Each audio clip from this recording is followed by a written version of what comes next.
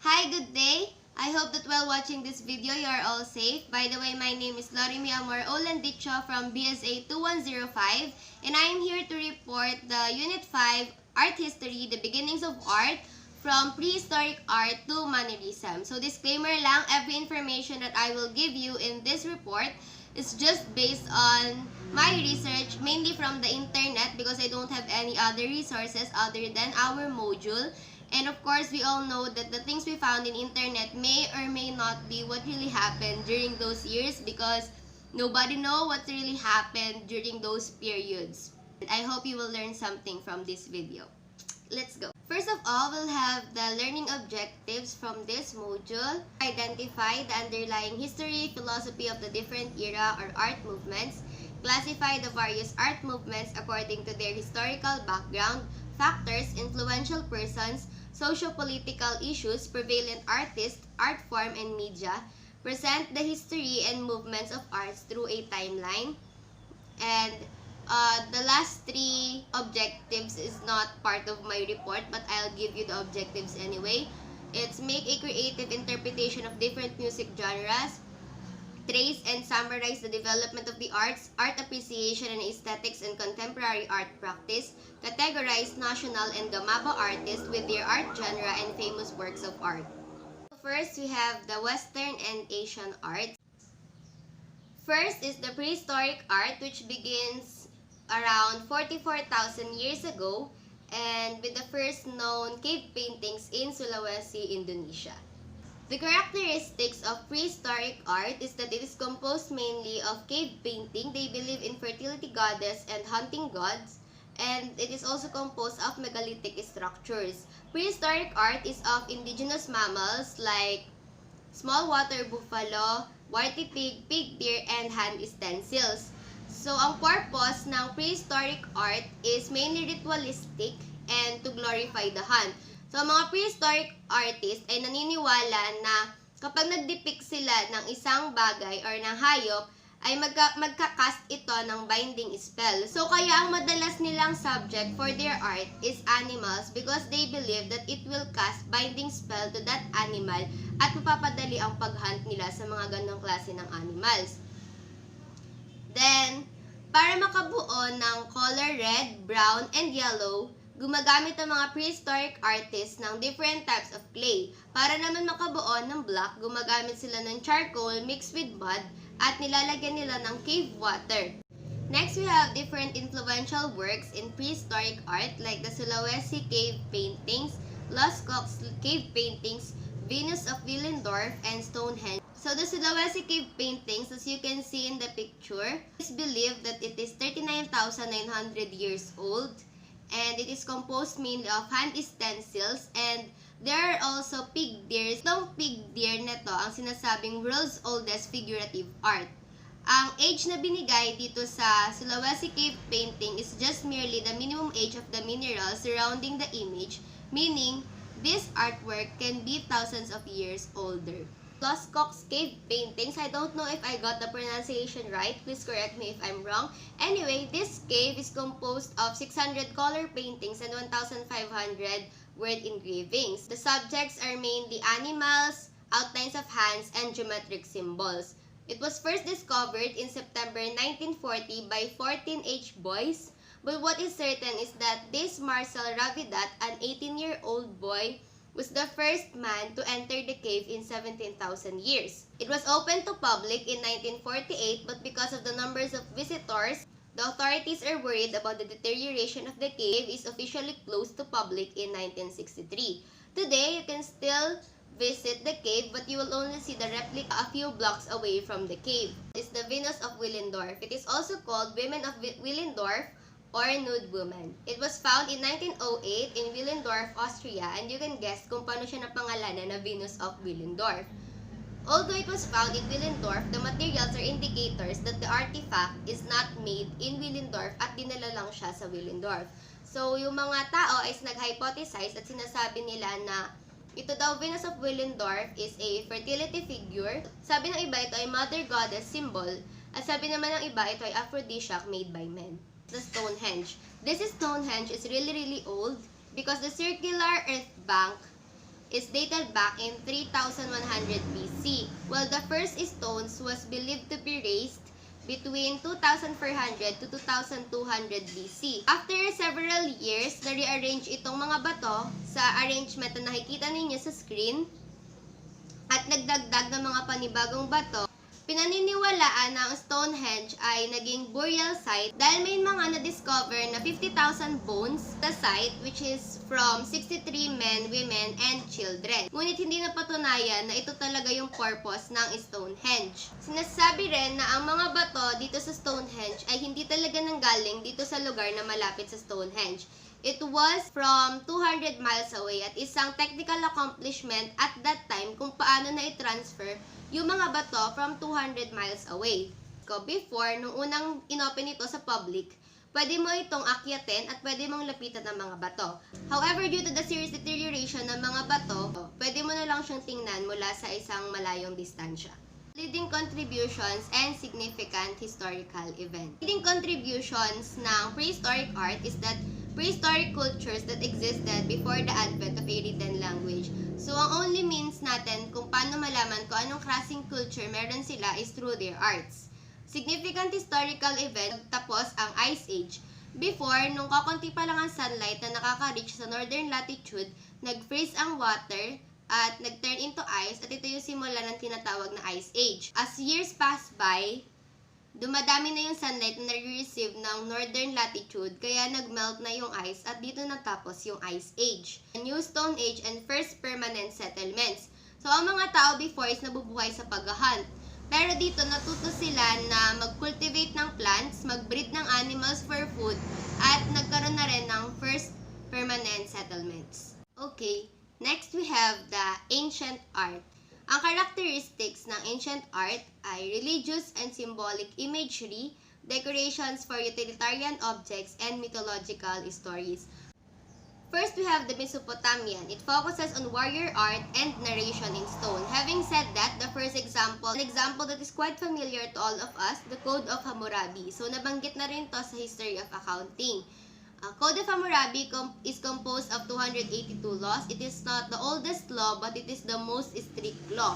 And some laws are quite harsh. Example na lang dito is yung an eye for an eye and a tooth for a tooth. Next example is the Standard of Ur. It is a trapezoidal box that depicts the life of Sumerian people. Sinasabi ng ibang scholar na ito daw ay isang musical instrument at sabi naman ng iba ito daw ay box para itago ang civic funds. However, wala talaga nakakalam kung anong purpose ng Standard of Ur. Meron itong two sides, tinatawag na war and peace. Dun sa war side, sa top row daw, makikita doon na tapos na yung battle, tinanggap ng King of Ur ang pag-surrender ng enemies. Sa middle row, makikita dito yung Sumerian soldiers na nagmamarch. Bottom row, post-battle procession. And then sa kabilang side naman, yung tinatawag na peace, nandito yung paghahanda para sa royal feast. King Nebuchadnezzar II named the Gate of Ishtar after the goddess Ishtar, the goddess of fertility, love, war, and sex, depicting both masculine and feminine traits. 8 itong gates na sabay-sabay ipinatayo ng hari at napasama ito sa 7 ancient wonders of the world pero napalitan din siya later on. Sa 8 gate na ito, itong Gate of Ishtar or the Ishtar Gate is of great importance. Next is the Egyptian. They have the afterlife focus, pyramids and tomb paintings, massive and monumental structures. The first example is the Great Pyramids of Giza. It belongs to the 7 ancient wonders of the world, and it was built for the 3 pharaohs, namely Khufu, Khafre, and Menkaure, and it is aligned with the constellation of Orion.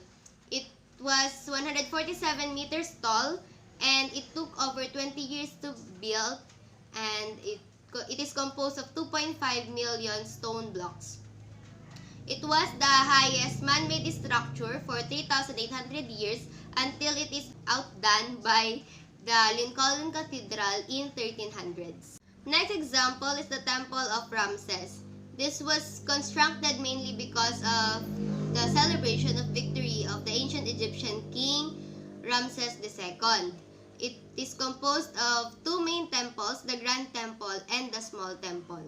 The last example is the Great Sphinx. So, alam nyo ba na may greatest controversy dito sa the Great Sphinx is hindi daw siya actually Sphinx. Dahil ang Greek depiction ng Sphinx ay body of a lion, head of a woman, and a wings of a bird. So, makikita natin yung body of a lion and yung head of a woman. Pero, hindi natin makikita yung presence ng wings. Kaya itong Sphinx na to ay hindi talaga siya Sphinx. It is called Androsphinx. At isa pa sa mga kapagpatunay na hindi talaga siya Sphinx is hindi naman siya originally tinawag na the Great Sphinx. Tinawag ito sa iba't ibang pangalan katulad ng Statue of the Very Great Khepri, Horem Akhet, Balhib, and Gilhau. At nakakapagtaka dahil sa sobrang ganda nitong The Great Sphinx pero walang nagtitake credit kung sino ang gumawa nito. Greek and Hellenistic. It focuses on Greek idealism, perfect proportions, architectural orders, and one example of this is the Parthenon. Itong Parthenon ay 2,460 years old na at marami na siyang pinagdaanan. First, it was a temple for goddess Athena, and then kinonvert siya ng mga Christians into a church, and later on, nung nag-dominate ang Turks, ginawa siyang mosque. And then, noong 1600s, dahil sa away ng mga Venetian and Turks, ginawa itong military point because of its high position. Itong kinatatayuan kasi ng Parthenon ay tinatawag na Acropolis. So, dahil ginawa nga siyang military point, may mga bomba na tinanim dito sa Parthenon and it all blew up, kaya nasira yung interior design nitong Parthenon. Next is the Roman, which focuses on Roman realism, practical and down-to-earth, and the arch. First example is the Augustus of Prima Porta. At first glance, makikita natin na parang isa lang siya ng simple portrait ni Augustus. Pero it shows the emperor's ideology and power. Pinapakita dito na si Augustus ay isang great military victor at he is staunch supporters of Roman religion. Okay, next example is the Colosseum. So, alam nyo ba na itong Colosseum ay unang tinawag na Flavian Amphitheater at ito yung tinuturing na pinakamalaking amphitheater ever built. Shocking facts about dito sa Colosseum is that ang ilalim nitong Colosseum ay dating lake. Trajan's Column. It was erected by the Roman Emperor Trajan, 125 feet high, including the pedestal or the base which serves as Trajan's tomb. Here are the leading contributions and significant historical events during the ancient art. The civilizations from Mesopotamia, Egypt, Greece, and the Romans. So nakita nyo naman sa mga structure kanina kung paano nagkaroon ng civilization ng itong mga ito. And then, significant historical events sa Mesopotamia, Sumerians invent writing. So, prehistoric art, wala pang writing. Dito sa ancient art, meron na. Abraham founds monotheism. Monotheism is the belief in one God. Sa Greek and Hellenistic, Athens defeat Persia at Marathon. Ito ay tinatawag ding Battle of Marathon. And then sa Roman, Julius Caesar was assassinated by 40 Roman senators. At itong kanyang pagkamatay ay nag-cause ng series of wars hanggang sa mawakasan ang Roman Republic at mag-birth ang Roman Empire. And then Augustus proclaimed emperor right after the death of Julius Caesar. Siya ang naging emperor. Diocletian splits empire into two. One within Augustus and a subordinate Caesar in each half. And then Rome falls due to various reasons, among which are the invasion of the barbarian tribes, economic troubles, corruptions, military overspendings. We have the Hindu art. Its characteristic is that it reflects the plurality of beliefs and it is portrayed by holy symbols like the the swastika, and the lotus flower. Karamihan sa mga Hindu arts ay nasa British Museum makikita. An invocation of divine consciousness of God. Sinasabi na yung daw ay yung primordial sound of the beginning of the universe. Kasi daw, kapag binanggit mo yung yung sound box daw natin is magbabibrate. Ang ay hindi kabilang sa kahit anong language na meron tayo dito sa mundo. At sinasabi na yung chant daw, kapag ginamit mo yon is ma-achieve mo yung deeper truths and self-realizations. Next symbol is the swastika, or the symbol of auspiciousness and good fortune. It comes from the word su, which means good, and asti, which means to exist. This is often translated in all is well, and since this is a symbol of good fortune, you can often see this at Hindu homes, businesses, cars, and other printed materials. Last symbol is the lotus flower. It is a symbol of purity, beauty, fertility, and transcendence. Kung sa Pilipinas, ang pambansang bulaklak natin ay sampagita, the national flower of India is lotus. It is a sacred flower and it is only found in two colors, pink and white. Next, we have Chinese art. Characteristics, it is classified according to the dynasty under which they were produced. They include a love of nature, credence in the moral and educative capacity of art, an appreciation of simplicity, gratitude of accomplished brushwork, interest in viewing the subject from various perspectives, and loyalty to much-used motifs and designs from lotus leaves to dragons. It is famous in Europe. At meron silang unique way of producing silk because they made silk out of cocoons of silkworms. So here are some famous Chinese artworks that are not present in our module. First is the Seated Buddha, Spring Festival, River, and the Book from the Sky. First, we will tackle about the Seated Buddha located at Cave 20, Yungang Northern Wei Dynasty, created in 460 CE. Originally, this Buddha is located inside the temple, but due to the collapse of the wall, it was now seen outside the temple. It is a 13.7 colossal Buddha which becomes the inspiration of Buddhist artists. Work of Zhang Zedong, Spring Festival on the River, Northern Song Dynasty, earlier 12th century. Most famous and hotly debated artworks in Chinese history. Pinapakita dito yung idealized city in a bird's eye view. Makikita dito yung marketplace, farmers, sailors, monks, and lahat ng klase ng tao going about their daily lives. Book from the Sky of Su Bing. This is the most iconic contemporary artwork of Chinese art. It is a vast room composed of printed books, scrolls, and banners, which is composed entirely of fake Chinese characters, and it took them over 3 years to finish this room. Encourage nitong artwork na ito na humanap ang mga audience ng meaning in chaos. Hi, I hope you can clearly hear me kasi umuulan dito sa amin and I have to continue filming because any minute from now, magba-brown out na po dahil, you know, brown out capital of the Philippines, Oriental, Mindoro. Anyway, let's continue for the Japanese art. Again, yung nakikita nyo ditong nakasulat na Japanese is just a translation of the word Japanese art. Characteristic of Japanese arts is that it includes ancient pottery, calligraphy on silk and paper, ink painting, kirigami, origami, and dorodango sculpture, and ukiyo-e painting, and woodblock prints, and more recently, yung manga. Japanese art in the 7th and 8th century was mainly influenced by Chinese art. It is only in 9th century when Japanese artists started to turn away from Chinese influence. However, they become under the influence of Western arts. In Japanese painting, religions plays an important role. Japanese art is far from realistic. The famous Japanese artwork, first we have the Seishu, the view of Amano Hashidate. I don't know how to pronounce it correctly. Please correct me if I'm wrong. Ink painting is also called sumie. It is the embodiment of Japanese aesthetics. Kirigami. So kirigami and origami are two different things. Kirigami is the Japanese art of cutting papers. It comes from the word kiru, which means to cut, and kami, which means paper.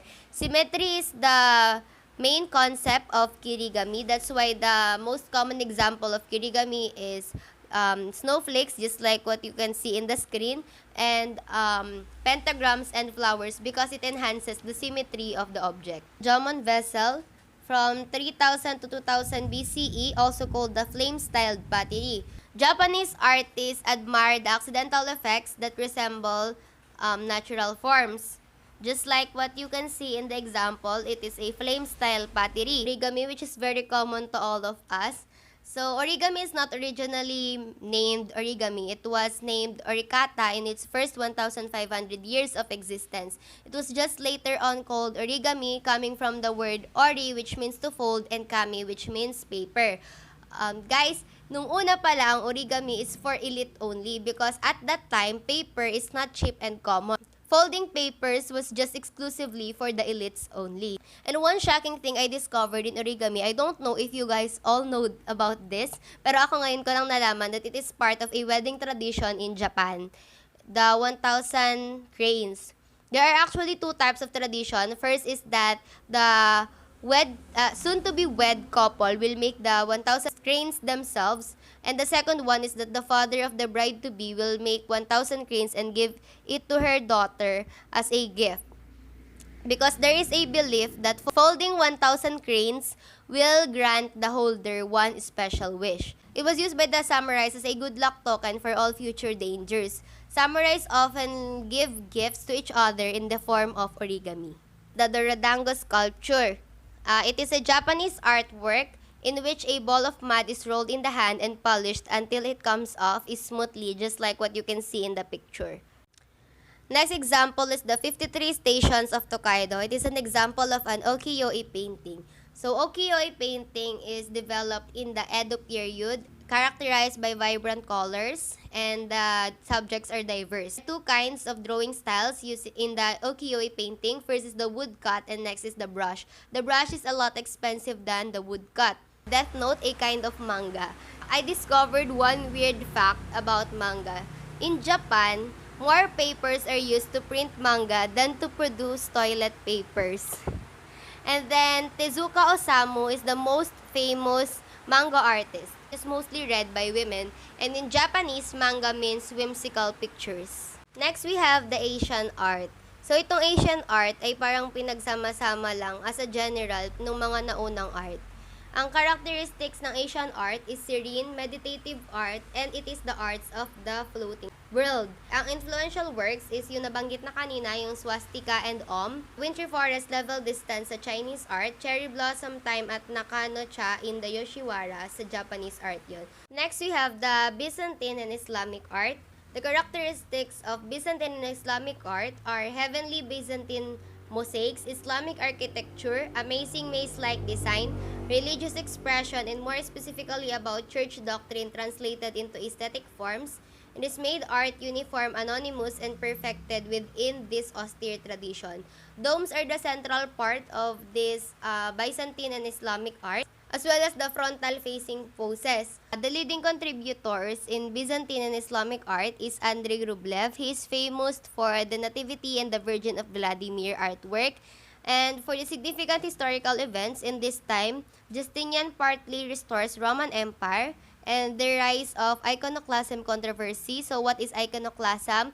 Ito yung dispute sa paggamit ng religious images or yung tinatawag nilang icons of Byzantine Empire in the 8th and 9th century, birth of Islam, and the Muslim conquest. According to Google, it was pronounced as Hagia Sophia or Hagia Sophia. Whatever makes you happy, do it. But for me, I'll address this as Hagia Sophia because that's what makes me comfortable. Anyway, Hagia Sophia is destroyed twice by a riot. On the first riot, it was caught in a fire. And in the second riot, it was washed out completely. The first name given to Hagia Sophia is Great Church because of its immense size, and then eventually it became Hagia Sophia, which means Holy Wisdom.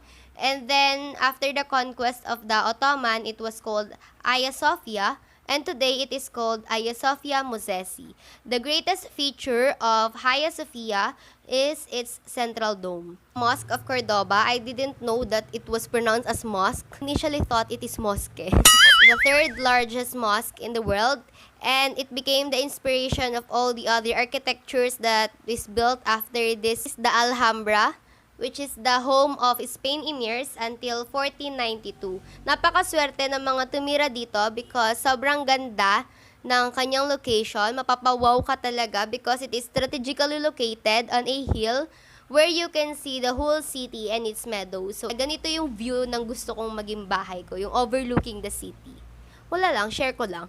The characteristics of the medieval art, it is characterized by dark imagery, by biblical subjects, classical mythology, Gothic architecture, Romanesque, Celtic art, Carolingian Renaissance, and it is the transition from the Byzantine period to the early Christian period. Kasi nga yung huli natin na-discuss is Byzantine, so ito yung transition niya, and it is centered around elaborate churches and artwork to adorn this structure. Contributors of the medieval art, first is Abbot, Suger, Cimabue, which is known for his crucifix, Duccio, which is known for Madonna and Child, and Giotto, which is known for Lamentation of Christ. So I don't know how to properly pronounce their names. If ever na may kamag-anak silang nanonood itong video na to at mali po yung pagkakasabi ko ng apelyido, pasensya po. Next is the significant historical events. First is the Viking raids. Second is the Battle of Hastings, Crusades 1 to 4, Black Death, and the 100 Years' War. Art first is the Lamentation of Christ by Giotto. So Giotto perceives this artwork not as an icon-ready painting. Giotto is frankly passionate about dramaturgy. It is important for him to show the emotional meaning of what is happening, just like in this artwork. We can see the mourning of the Virgin Mary, and it is silent and inescapable. Notre Dame Cathedral. So we are all familiar of the Notre Dame Cathedral, and na-example na rin ito before sa buttresses. As we all know, the Notre Dame Cathedral is one of the earliest structures na gumamit ng flying buttresses, and it became the trendsetter. During the French Revolution before, 28 of its biblical kings lost its head. It was just in 1977 when 21 of those 28 heads were found. Early to high Renaissance. As we all know, Renaissance means rebirth. So the characteristics of early to high Renaissance is that it is the rebirth of classical culture. It describes the resurgence of curiosity in the artistic achievements of Greece and Rome, and it benefited from the patronage of influential families and individuals. In contributors, some of which are very familiar to all of us: Ghiberti, Brunelleschi, Donatello, Botticelli, Leonardo, Michelangelo, and Raphael. The significant historical events that happened during the early to high Renaissance: Gutenberg invents movable parts, Turks conquers Constantinople, Columbus lands in New World, and Martin Luther starts Reformation. Cathedral of Santa Monica del Fiore. It is known by the locals as the Duomo. It's a prominent trademark in the Florentine skyline. It has the largest masonry dome in the world. It is built on top of a smaller church which is called the Santa Reparata. It's Primavera. So as we can see, there are a lot of people in these artworks. And on the center is Venus, the goddess of love. On the right side is Zephyr. Next to her is Chloris. Beside Chloris is Flora. Above Venus is Cupid, which points his arrow into graces. In the center of the three women is Chastity, and on the left side is Pleasure. The Garden of Venus is guarded by Mercury. Mona Lisa, hindi na to bago sa atin, paulit-ulit na natin itong naririnig. Her actual name is Lisa Gherardini, and Mona Lisa roughly translates to My Lady Lisa. Sabi, si Napoleon daw ay nagkaroon ng super crush dito kay Mona Lisa, to the point na nagsabit siya ng Mona Lisa sa kanyang kwarto for 4 years until he had an affection to a pretty Italian girl named Teresa Guadagni, which is actually a direct descendant of sa Gherardini. The original painting of Mona Lisa was actually a very small painting which measures 30 by 21 inches. Next is the Venetian and Northern Renaissance.